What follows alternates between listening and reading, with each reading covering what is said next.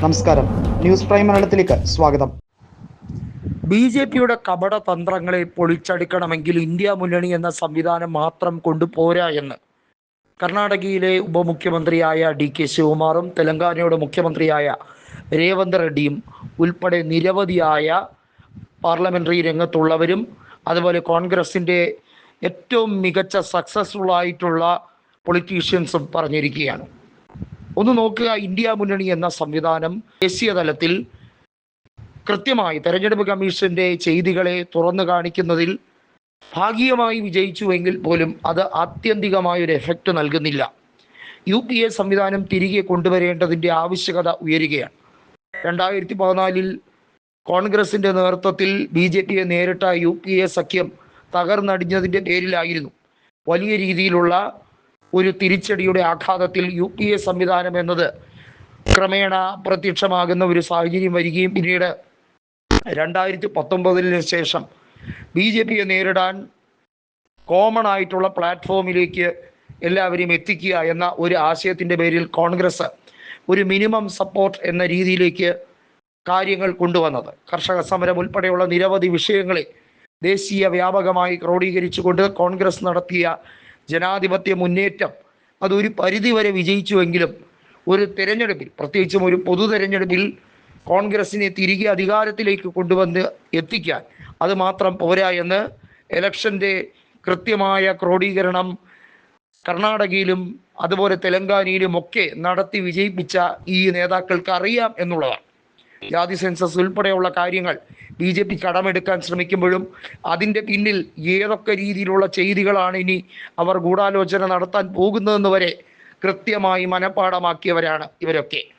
Census നടപടികളിൽ പോലും വെള്ളം ചേർക്കുന്നു, തൊഴിലുറപ്പ് പദ്ധതിയെ അട്ടിമറിക്കാൻ ശ്രമിക്കുന്നു. ഇത്തരത്തിൽ UPA അധികാരത്തിലിരുന്നപ്പോൾ കൊണ്ടുവന്ന നല്ല പദ്ധതികൾ, ഫാർ റീച്ചിങ് ഇഫക്റ്റുള്ള ഇന്ത്യയുടെ സാമ്പത്തിക പുരോഗതിക്ക് എന്നും മാറ്റി വർദ്ധിപ്പിക്കുന്ന പദ്ധതികളെ ആവിഷ്കരിക്കുന്ന പല സാധ്യതകളെയും ഇല്ലാതാക്കും, വെട്ടിനശിപ്പിക്കൽ എന്നുള്ള രീതിയിലേക്കാണ് കാര്യങ്ങൾ കൊണ്ടുപോകുന്നത്. പണപ്പെരുപ്പം വർദ്ധിച്ചു വരുന്നു, പൊതുകടം 2 ലക്ഷം കോടിയിലേക്ക് വരുന്നു. ഒന്നാലോചിക്കൂ, ഈ രീതിയിലേക്ക് ഈ രാജ്യം അരാജകത്വത്തിലേക്ക് നീങ്ങാൻ വേണ്ടി BJP നേതൃത്വം സാമ്പത്തികപരമായി തകർച്ചയിലേക്ക് പോവുകയാണ്. BJP നേതൃത്വം ഈ രാജ്യത്തെ കുട്ടിച്ചോറാക്കുമ്പോൾ അവരുടെ പാർട്ടിയുടെ ഫണ്ട് ദിനം പ്രതി വർദ്ധിച്ചു വരുന്നു. ശതകോടീശ്വരന്മാരാണ് അവരുടെ MP-മാർ. ഇതൊക്കെയാണ് അവരിൽ കാണുന്ന വളർച്ച എന്ന് പറയുന്നത്. ഇന്ത്യയുടെ ഇപ്പോഴത്തെ എക്കണോമിക് സിസ്റ്റത്തെ തന്നെ തകിടം മറിച്ചുകൊണ്ടിരിക്കുന്നു. സെബി ചെയർപേഴ്സൺ ആയിരുന്ന മാധവി പുരി ബുച്ചിനെ പോലുള്ളവരെ ഉപയോഗിച്ചുകൊണ്ട് എങ്ങനെയാണ് BJP തട്ടിപ്പും വെട്ടിപ്പും നടത്തിയത് എന്നുള്ളത് BJPയുടെ തന്നെ ലോക്സഭാ അംഗമായിരുന്ന സ്മൃതി ഇറാനി ഉൾപ്പെടെയുള്ളവർ പറഞ്ഞപ്പോഴാണ് അതിൻ്റെ ആഘാതം എന്തുമാത്രം വലുതാണെന്ന് മനസ്സിലാക്കിയത്. റിസർവ് ബാങ്ക് ഗവർണറായ സഞ്ജയ് മൽഹോത്ര ഉൾപ്പെടെയുള്ളവർ ഈ നേതൃത്വത്തിനെ ശാസിക്കാൻ ശ്രമിച്ചതുൾപ്പെടെ നമുക്കറിയാം. റിപ്പോ നിരക്കിൽ വരുത്തിയ മാറ്റങ്ങൾ ഉൾപ്പെടെ നമുക്കറിയാം.